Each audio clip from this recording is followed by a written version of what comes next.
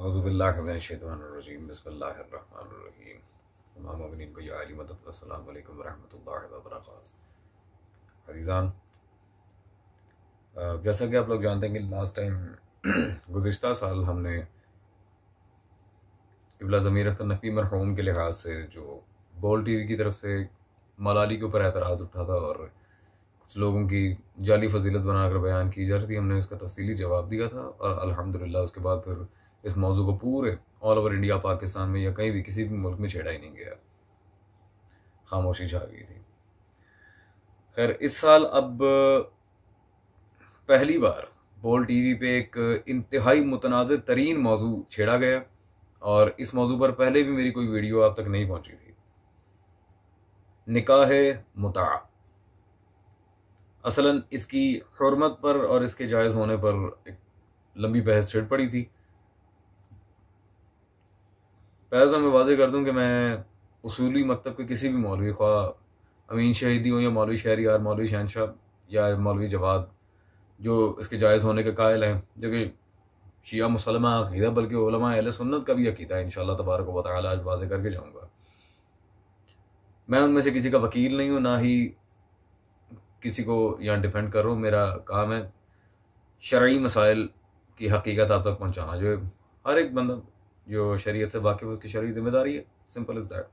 तो चलते हैं बोल टीवी की उस वीडियो की तरफ जिसमें बहस बहुत तूल पकड़ गई थी और दोनों तरफ से कोई इल्मी दलील कायम नहीं की गई। जी हमारा मौक़िफ़ ये है, आपका मौक़िफ़ ये है, हम तुम का नाम दीन नहीं है। मैं कई दफ़ा अर्ज़ कर चुका हूँ, दीन है कुरान और अहले बैत।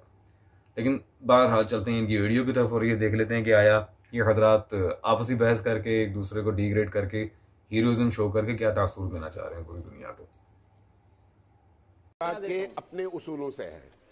अहनाफ के नजदीक जायज नहीं है, बात खत्म हो गई। फिक्र है अहलुल बैत के यहाँ जायज है और सहाबा ने भी किया है और दलाइल मौजूद है।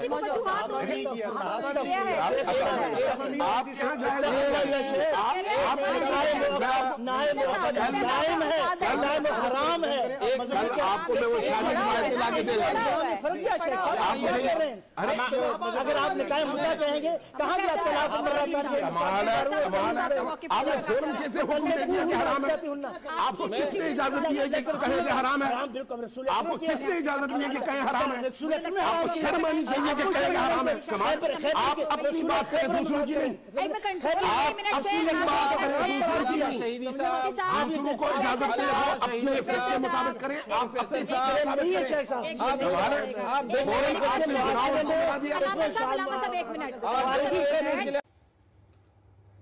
सबसे पहले तो मैं ये कहना चाहूँगा कि दोनों तरफ से, जिस तरह की मैंने पहले गुजारिश की थी कि ना दलाइल आए ना दोनों तरफ से मुखालिफिन की किताबों को सामने रखा गया, कि इल्मी किताबी बात तो खैर अल्लाह ही बेहतर जानता है ये लोग कब करेंगे। दूसरी बात ये है, जैसे वो मेरे ख्याल देवबंदी या अहले हदीस मकतब के एक मौलवी साहब ने मुतलकन हराम कह रहे थे और इस पर मुज़र हो चुके थे और मौलवी अमीन शहीद साहब कुछ एग्रेसिव हो गए। जी आपको शर्म आनी चाहिए। तो वाकई शर्म आनी चाहिए। कुरान और हदीस से सहाबा के अमल से जो मसला साबित है उस पर हुर्मत का फतवा देना, तो अस्तगफिरुल्लाह, इस तरह तो ये तो पूरा निज़ाम ही बिगाड़ देंगे। खैर, बिरादरान अहले सुन्नत की किताबों से जवाज़े दलील मुतआ बाद में दिया जाएगा, इसी वीडियो में इंशाअल्लाह तबारक व तआला दिया जाएगा। और कुतुब हदीस और तारीख और सीरत तमाम कुतुब को अंदर रख के पहले हमें यह देखना है कि शिया किताबों में जो मुता की हुर्मत की दलील ये हजरात पेश करते हैं, आया वो सही भी है या फ़कत काबिल तरदीद है। तो मोस्ट इंपॉर्टेंटली पहली दलील जो मोस्ट इंपॉर्टेंट, अल-काफ़ी शरीफ, अल-फुरू मिन अल-काफ़ी की जो रिवायात इस झैल में पेश की जाती हैं, अल्लामा मजलिसी रहमहुल्लाह ने उन सारी रिवायात के बारे में अपनी मशहूर ज़माना किताब मिरतुल उक़ूल शरह अखबार आले रसूल में वाज़ेह फरमाया कि ये सब रिवायात कुछ ज़ईफ़ हैं, कुछ बल्कि सनदन मौजू भी हैं। यानी कि इन शॉर्ट वो सारी रिवायात रद्द कर दी गई हैं। अल्लामा मजलिसी ने सब पे नाकाबिल कबूल होने की तहकीम लगाई है। उसके बाद ये हजरात आगे चलते हैं। मजीद कभी वसाइल शिया का हवाला इस बारे में दिया जाता है। इसके बाद जी किताब अल वाफी का हवाला पेश कर दिया जाता है, एंड मैनी मोर रेफरेंसेस। अब मैं बताना ये चाह रहा हूँ कि अल-फुरू मिन अल-काफ़ी वाली बात तो खत्म हो गई, वो रिवायात पहले ही हमारे उलमा के नज़दीक नाकाबिल कबूल है। रह गई ये बात कि वसाइल शिया में या फिर अलवाफी में या और एक आध किताबों में जो इस तरह की रिवायात आई हैं वो लेकर कहां से लिखी गई हैं। और ये चैलेंज है, जितनी किताबों में भी वो रिवायत है वो एक ही किताब से लेके लिखी गई हैं और उसकी यही सनद है। बाकी जो रिवायात है उन पर ज़ौफ के लिहाज से हम हवाला दे चुके हैं, लेकिन इस पर बाकायदा सनदन रावी का नाम दिखाकर जरा करके बहस करेंगे। बाकी सब किताबों में यहां से लेके लिखी गई है। तहजीबुल अहकाम शेख तूसी रहमहुल्लाह की किताब और रिज़वानुल्लाह तआला अलैह, जिल्द नंबर ये 7 है इसकी, मतबूआ दारुल कुतुबुल इस्लामिया तेहरान। इसमें सफ़ा नंबर 251 251 पर जिल्द नंबर 7 में तफसील अहकाम निकाह में हदीस नंबर 1085 और इस बाब की 10वीं हदीस है बरहाशिया। यहां पर जी हाँ वो रिवायत मौजूद है जो में खैबर वरी। लेकिन अब मजे की बात तो ये इसकी सनद में एक जो रावी आप अजीजान वाज़े तौर पर देख रहे हैं उमर बिन खालिद, इस रावी के बारे में अजीजान मैं आपको यहां बताना चाहूंगा, ये मेरे हाथ में मौजम और रिजाल हदीस का खुलासा है। अल्लामा सैयद मोहम्मद जवाद हुसैनी बगदादी ने जो लिखा है अल मुअय्यन अला मौजम रिजाल हदीस, अल मुअय्यन ये खुलासा है मौजम रिजाल है।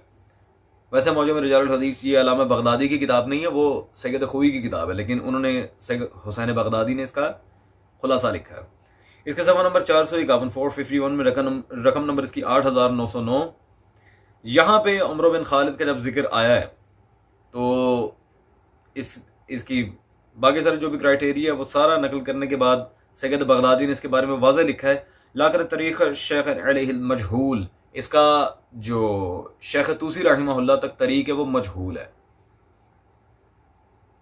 बताते खुद अगर एक रावी सिका हो भी, बाकी रुवात आने वाली जो बाकी सनद होती है मुहद्दिसीन तक पहुंचने वाली, या मुहद्दिसीन तो खैर जमा है, एक मुहद्दिस तक भी पहुंचना, उस सारी सनद में सिका या फिर हसन दर्जे के रुवात का होना या सदूक दर्जे के रुवात का होना लाजिम शर्त है।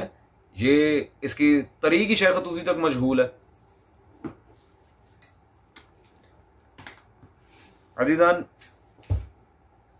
मेरे ख्याल इतना काफी है।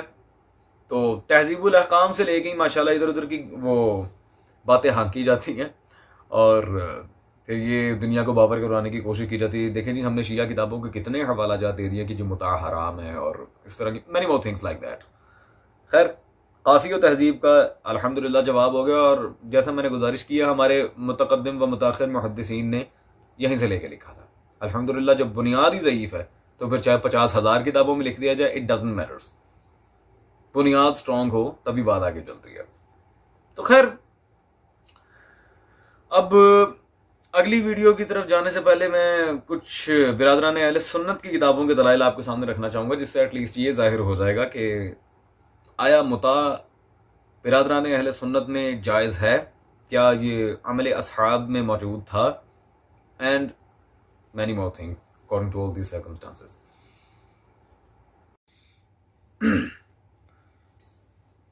जी अजीज़ान, अब हम चलते हैं शिया सुन्नी कुतुब में जो हुर्मत व मुता पर दलीलें थी वो तो बिल्कुल शिया किताबों में देखिए पार्ट जो थी वो अल्हम्दुलिल्लाह आप पर साबित हो चुकी हैं कि वो सब के सब नाकाबिल कबूल है। अब जरा बिरादरान अहले सुन्नत की किताबों में जवाज़े दलील मुता पर चलते हैं, क्योंकि देने को बहुत सारी दलाइल है।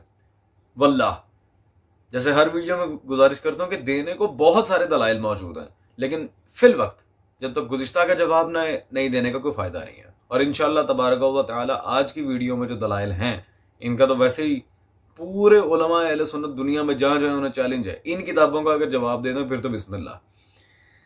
खैर,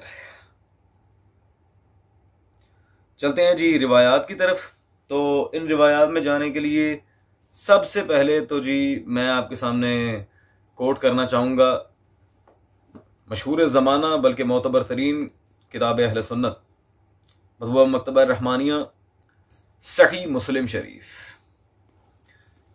सही मुस्लिम में मसाइल हज में सफ़ा नंबर 246 में जिल्द नंबर 100 में इस बाब की हदीस नंबर 2969 2969 यहाँ साद इब्न अबी वक़ास के लिहाज से दो टोक अल्फाज में इबारत मौजूद है कि जब उनसे पूछा गया मुता का तो उन्होंने फरमाया कि हमने मुता किया और माविया उस दिन काफिर थे मक्का के घरों में। यानी कि साद इब्न अबी वक़ास कब से मुता करते आ रहे हैं? जब से मुआविया ईमान तक नहीं लाए थे। ठीक है जी, जब मुआविया ईमान तक नहीं लाया था तब से, वो तो खैर बाद में भी नहीं लाया। बहरहाल इतने कदीम अरसे से असहाब रसूल सल्लल्लाहु अलैहि वसल्लम के यहाँ मुता चल रहा था। अजीजान, ये एक प्रूफ। दूसरा प्रूफ तो खैर मैं इससे भी बरतर व आला व बाला किताब आपके सामने पेश करना चाह रहा हूं। ये मेरे हाथ में मौजूद है जी, बादस कलाम बारी सही बुखारी, जो मुस्लिम से भी आला व बाला किताब है हजरात के नजदीक। इसमें जी किताबुन निकाह पारा नंबर 21 सफ़ा नंबर 57 और इस बाब की हदीस नंबर है 68। यहां पर जो रिवायत है कि अब्दुल्ला इब्न मसूद कहते थे कि हम हज़रत सल्लल्लाहु अलैहि वसल्लम के साथ जिहाद को जाया करते थे, हमारे पास रुपया ना था, औरतें रखते थे। हमने अर्ज किया या रसूलुल्लाह हम खसी ना हो जाएं। आपने हमको इस बात से मना फरमाया। फिर उसके बाद आपने आसान कर दिया, मुता की इजाजत दे दी, मुता की इजाजत दे दी।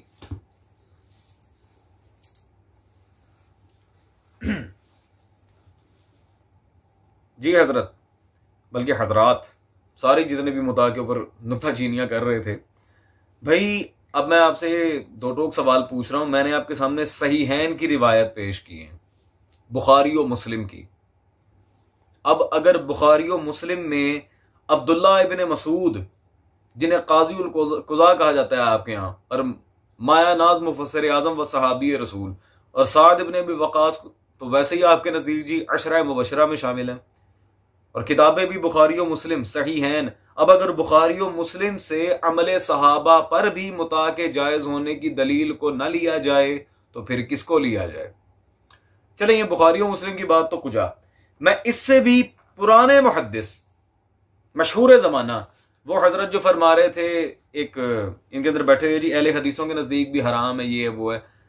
चले अहले हदीस हजरात भी अपना जरा सीना ठंडा कर लें, वो कि बुखारी और मुस्लिम के बाद बात खत्म हो जाती है, लेकिन वो बहुत ज्यादा हम्बली फिक को प्रेफर करते हैं। वो भी अपना जरा सीना ठंडा कर लें। ये मेरे पास मौजूद है जी, मतबूआ मकतबा रहमानिया जिल्द नंबर 5 मुस्नद अहमद बिन हम्बल।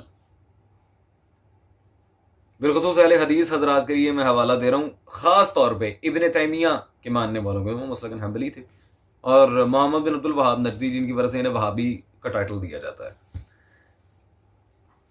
तो अजीजान की मुस्नद अहमद की जिल्द नंबर 5 में सफ़ा नंबर 67, और यहां पर हदीस नंबर है जी 11182, जिसमें दो टोक अल्फाज में आप बतन देख रहे हैं। हजरत अबू सईद खुदरी से मरवी है कि हम लोग नबी सल्लल्लाहु अलैहि वसल्लम के दौरे बासआदत में एक कपड़ा भी मुताए निकाह में देते थे, मुताए निकाह में दे देते थे। अजीजान, एक शुबा इस पे उठाया जाता है कि जी वो निकाह मुता के मामले में, वो मुताल हज की बात होती है, आप इसे निकाह करार दे देते हैं। हजरत अबू सईद खुदरी मुस्नद अहमद बिन हम्बल में दो टोक अल्फाज में कह रहे हैं कि निकाह मुता, तो बजाते खुद सहाबी रसूल हजरत अबू सईद खुदरी सलामुल्लाह अलैहि के जुमले से बात साबित होगी कि मुता है ही निकाह। फर्क क्या है दायमी में और गैर दायमी निकाह में? यानी कि मुता में सिर्फ वक्त का फर्क है, मुद्दत का फर्क है, सिंपल इज दैट। सहाबी ने खुद यहां पर वाजे कर दिया कि यह भी निकाही की एक किस्म है, और वो करते रहे हैं। अजीजान, 3 बड़े दलाइल आपके सामने मैं पेश कर चुका। सबसे पहले मैंने पेश की मुस्लिम और दिखाया साद इब्न अबी वक़ास का मुता। उसके बाद जी ये मेरे पास है सही बुखारी, इसमें हमने दिखाया जी अब्दुल्ला इब्न मसूद का मुता, और इसके बाद इन दोनों से भी पुराने इमाम अहमद बिन हम्बल शैबानी, इनसे हमने दिखा दिया अबू सईद खुदरी का मुता। तो अब मैं छोटा सा सवाल पूछता हूं कि पीछे रह क्या जाता है? खैर, हराम होने पे क्या मामला था, और क्या अहले सुन्नत के यहां मुता हराम है, इस पर भी अभी मजीद आपके सामने दलील पेश की जाएगी। पहले आप जरा पिछले साल जिनको हमने बिलखुसूस मुखातिब करके जवाब दिया था मुफ्ती आबिद साहब को, जिन्हें खैर गुफ्तगू के याद आ भी नहीं है, उनकी वीडियो सुन लें जो बड़ा अपनी तरफ से मसले को सॉर्ट आउट करने के ऊपर तुले हुए थे। जी मैंने मसला हल कर दिया, चले नमाज पढ़ते हैं, व्हाट्सएवर। पहले जरा उनकी बात सुने, फिर इंशाल्लाह तबारक व तआला हम आखिरी हिस्से को भी क्लियर आउट किए देते हैं। तशय्युं के लिए के हाँ जायज है। अहनाफ, इमाम आजम अबू हनीफा, इमाम शाफई, इमाम अहमद बिन हंबल, इमाम मालिक, सब के यहाँ नाजायज और हराम है। इनके पास अपनी दलील है। ये कहते हैं कि यूं हुआ, हमारे पास खैबर के मौके की हदीस है, हम उसमें कहते हैं कि हराम करार दिया गया। इनकी दलील इनके लिए, हमारी दलील हमारे लिए। अच्छा जी, ला हौला वला कुव्वता इल्ला बिल्लाह। झूठ बोलते को शर्म नहीं आती जी। सबके नजदीक हराम है। वो जो एक हजरत कह रहे थे जी, अहले हदीसों के नजदीक भी। तो मिस्टर, आपके लिए मुस्नद अहमद का हवाला पहले से ही पेश नजर है, हमने आपको बता दिया कितना कि आपके नजदीक हराम है और अमल सहाबा को आप किस तरह लेके चल रहे हैं। और बिलाशुबा ये लोग इस मामले में जाके नाउजुबिल्लाह से जिना कंसीडर करके खुद सहाबा रसूल सल्लल्लाहु अलैहि वसल्लम की तौहीन कर रहे हैं। अब अल्लाह जाने फिर पता नहीं किस मुंह से मजहब हक्का शिया इस्ना शरिया पर तौहीन सहाबा का इल्जाम लगाते हैं। वल्लाहुल आलम, मैं नहीं जानता। खुद असहाब रसूल सल्लल्लाहु अलैहि वसल्लम के अमल का मजाक उड़ाते हैं और जो गालियां वगैरह देते हैं, फिर ये डेफिनेटली उन सहाबा को जाएंगी। बुखारी, मुस्लिम, मुस्नद अहमद बिन हंबल। और ये मैं बार बार अपने सारे सामीन के लिए अर्ज कर रहा हूँ, शिया सुन्नी सभी भाइयों के लिए, सबके लिए, कि ये बिल्कुल मुख्तसरन अर्ज कर रहा हूं मैं। मेरे पास इतनी वसअत वक्त नहीं है कि मैं सारे दलाइल इस मौजू पर सामने रख दूं, क्योंकि सारे दुनिया में कम अज कम भी 3 से 4 घंटे की वीडियो दरकार है। ये मैं बिल्कुल आप कह लें कि मुकदमात में हूं अपनी बात के, बिल्कुल मुकदमा अर्ज कर रहा हूं इस मौजू पर अपने दलाइल का। अब कुतुब अहले सुन्नत में चलते हैं और ये देखते हैं, कुतुब हदीस हो गई, अब तारीख, सीरत और तफसीर की कुतुब में चलते हैं और ये देखते हैं कि मुता के हराम होने पे क्या मामला था और क्या कोई दलील है अब मुता के हराम होने पर। सारे उलमा अहले सुन्नत को शिया नहीं पेश करूंगा। आए जी, सबसे पहले चलते हैं जी इमाम जलालुद्दीन सयूती, बिरादरान अहले सुन्नत के जय्यद तरीन इमाम, उनकी किताब तारीख उल खुलफा की तरफ। ये मतबूआ नफीस अकादमी मेरे हाथ में मौजूद है, सफा नंबर 140 140 में। यहां पर चैप्टर यही है, हजरत उमर की अव्वलियात और इजादात। और उन अव्वलियात और इजादात में वाज़े दो टोक अल्फाज में उन्होंने लिखा है, मुता के हराम होने को जाहिरी रिवाज दिया और इसे किसी फर्द के लिए जायज ना रखा।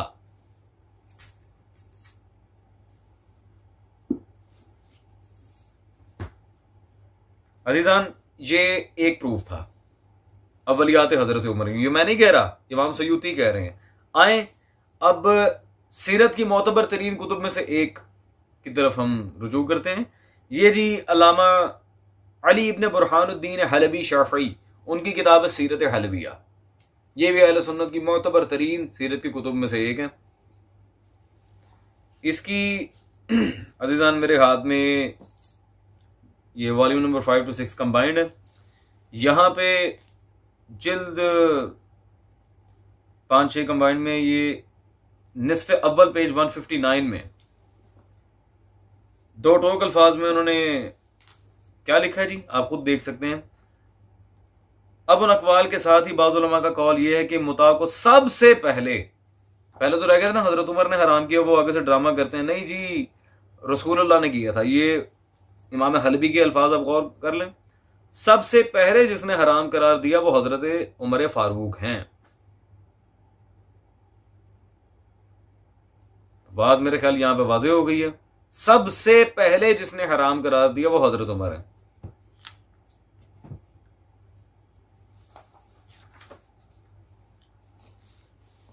एंड मोस्ट इंपॉर्टेंट पॉइंट,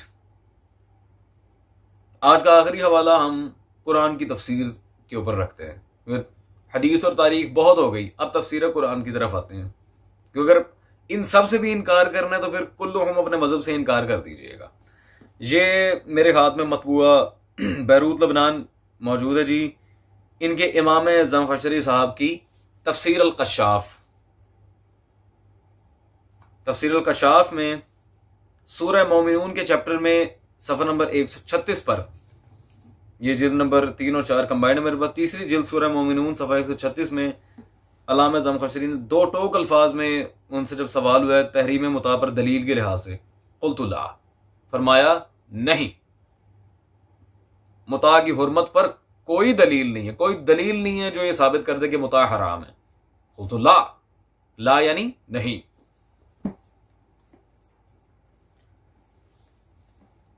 मुफ्ती आबिद मुबारक साहब, आप कह रहे थे जी शिया मजहब में जायज है, बिलखुसूस अहनाफ के यहां, मालिकियों के यहां, हम्बलियों के यहां, शाफियों के यहां हराम है। हजरत मैं आपसे सिर्फ एक सवाल पूछूंगा, आप कह रहे हैं हराम है, आपके इमामुल आइमा फी तफसीरुल कुरान वो अपनी तफसीर कशाफ में फरमा रहे हैं कोई दलील नहीं है हराम होने पे। तो जो सवाल हर बार किया जाता है वो इस बार भी मैं करूंगा, मैं आपकी मानूं, आपके इमाम की मानूं, आपको देखा जाए मजहबी मामलात में या आपके अकाबरीन को देखा जाए। Simple is that. जवाब अगर कोई देना चाह रहा है मुकम्मल दलील के साथ दे, आए बाएं शाएं करे तो फिर कोई जवाब नहीं बनेगा। और मोस्ट इंपॉर्टेंट बात इसमें कि शिया किताबों की दलील देने की आप कोई जरूरत ना करे, क्योंकि शिया किताबों में जितनी रिवायात थी उसके मैंने बुनियादी माखज़ को सामने रख कर रद्द कर दिया कि वो रिवायात नाकाबिल कबूल है। अल्हम्दुलिल्लाह, मेरे ख्याल इतना काफी है। और जाते रहते एक छोटी सी रिक्वेस्ट करता जाऊं कि नेक्स्ट टाइम अगर कोई इस तरह की बात कहे कि मुता नाउज़ुबिल्लाह मिन ज़ालिक हराम है या ज़िना है, तो फिर ये ताना सहाबा पर जाएगा, ना सिर्फ मज़हब हक़ा शिया इस्ना शरिया पर, ये ताना बाकायदा सहाबा पर जाएगा। और दलील हम बुखारी और मुस्लिम और मुस्नद अहमद से पहले ही दे चुके हैं। वस्सलाम एंड दैट्स ऑल। हमसे है दूर, हम है अपना मंशूर, हम नौकर ज़हरा सा अल्लाह के है मशहूर। है हाथ बिन नज़ीला, है हाथ बिन नज़ीला, है हाथ बिन नज़ीला, है हाथ बिन नज़ीला।